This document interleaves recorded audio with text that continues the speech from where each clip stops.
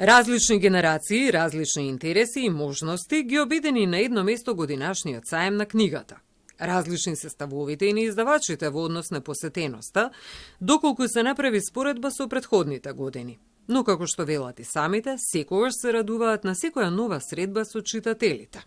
Но да бидеме реални, посетеноста во споредба еве со ланскиот саем, а во исто време и продажбата е сепак послаба. Што се должи тоа?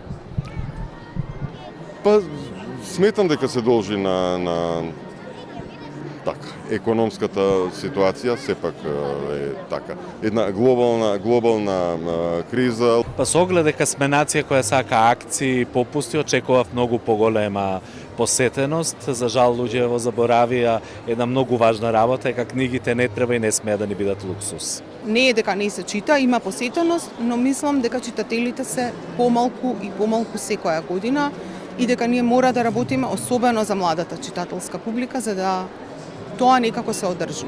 Дури на моменти кога сум се чувствувала како да има една провалија и на другата страна од таа провалија нема никој, има вистина читатели кои исто така и ми пишуваат пораки на Facebook да ме прашаат што ќе се случи во вториот дел, што ќе се случи во третиот дел.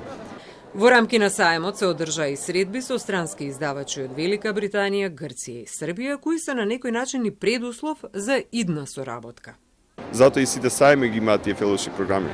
Начин на вмрежување на луѓето од фелата, која што секогаш барем до сега се покажала како успешен начин на да речем пласман.